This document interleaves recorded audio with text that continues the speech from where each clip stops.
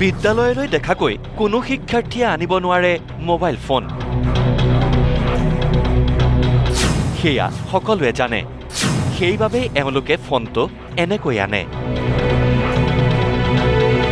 হয়, ঠিকেই দেখিছে আপুনি, বিজ্ঞান কিতাপখনৰ বেটুপাতটোহে আছে। ভিতৰৰ পাতবোৰ লুটিয়াই দিলেই মোবাইলটো ওলাই আহে। হৈ যায় চমৎকাৰ। কাৰণ কিতাপৰ পৃষ্ঠাবোৰ কাটি কুটি লৈ টেঙৰ ছাত্ৰ ছাত্ৰীয়ে মোবাইল ফোন এটাহে ভৰাই লৈ আহে।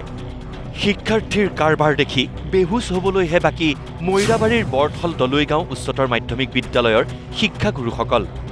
কাৰণ এইখন বিদ্যালয়ত শিক্ষাগুৰু যদি দালে দালে তেন্তে শিক্ষাৰ্থী আকৌ পাতে পাতে। মোবাইল আনিবলৈ এটা বেয়া পৰিৱেশৰ সৃষ্টি হয়। সেইখিনি আমি নহ'বৰ কাৰণে আমি মোবাইল অনাটো নিষিদ্ধ কৰিছোঁ। আনকি চৰকাৰৰ ফালৰ পৰা বাৰে বাৰে নিষিদ্ধ কৰি আছে যে বিদ্যালয়ত কোনো চৌহদত কোনোবাই মোবাইল আনিব নোৱাৰোঁ। আমি বাৰে বাৰে নটিছো দিছোঁ। আমি মৰ্ণিং এছেম্বলিত প্ৰত্যেক দিনাই ডেইলি মৰ্ণিং দি আছোঁ। ক্লাছতো মৰ্ণিং দি আছোঁ যে মোবাইল নিষিদ্ধ, মোবাইল তোমালোকে আনিব নোৱাৰিবা। মোবাইল আনিলে কিন্তু আমি মোবাইল জব্দ কৰিম। এনেকৈ কৰাৰ বাৰে বাৰে আমি যিটো তেওঁলোকক সকিয়নি দিয়াৰ পিছতো মোবাইল আনিছে। ক্লাছত মোবাইল বজাই থাকে, চাই থাকে। আমি ক্লাছত ডিষ্টাৰ্ব, ভাল ল'ৰাখিনিয়ে ডিষ্টাৰ্ব পায়, বেয়া ল'ৰা ছোৱালীখিনি ভালদৰে ক্লাছ কৰিব নোৱাৰে। কেতিয়াবা মই কেইবাজনো পাইছোঁ লেট্ৰিনত বহি সিহঁতে মোবাইল চাই আছে। মই কেইবাটাতো মই শাসন কৰিছোঁ। আমাৰ টিচাৰ আৰু লেডিজ টিচাৰ লৈ গৈ পেলাই আমি ৰুমটো মানে পূৰা চেকিং কৰি পেলাই প্ৰায় 30-40টামান মোবাইল আনিলোঁ। আনি পেলাই মোবাইলখিনি আমি জব্দ কৰিছোঁ, ৰাখিছোঁ। ল'ৰা ছোৱালী আহিছে মোবাইল দিয়াৰ কামছে নহয়, এইটো মোবাইল দিয়া নহয়, মোবাইল আমি গাৰ্জেনৰ হাতত দিম, তোমালোকৰ হাতত মোবাইল নিদিওঁ। এই মোবাইলটোৱে পৰিৱেশ নষ্ট কৰিছে। গতিকে তোমালোকৰ হাতত মোবাইল দিয়া নহয়, মোবাইল তোমালোকৰ দিয়াৰ ভিতৰত গাৰ্জেনৰ হাতত দিয়া হ'ব। বিজ্ঞান, গণিত কিংবা সমাজ বিজ্ঞানৰ পৃষ্ঠাত ছপা আখৰৰ পৰিৱৰ্তে শিক্ষকৰ তালাচীত উদ্ধাৰ হ'ল 50টাকৈ মোবাইল ফোন।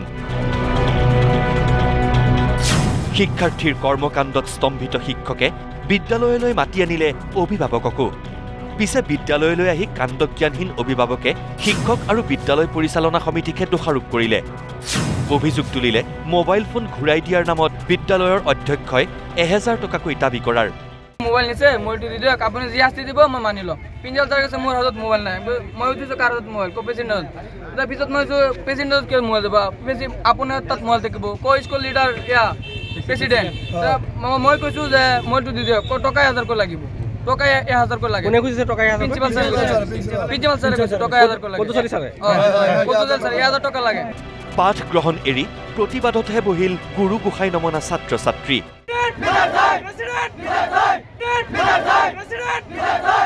স্কুল কৰ্তৃপক্ষ কঠোৰ, আগৰ পৰাই কঠোৰ, কিন্তু ল'ৰা ছোৱালীয়ে লুকাই পেলাই আনে, কিন্তু তাৰ কাৰণে আমি দুখিত।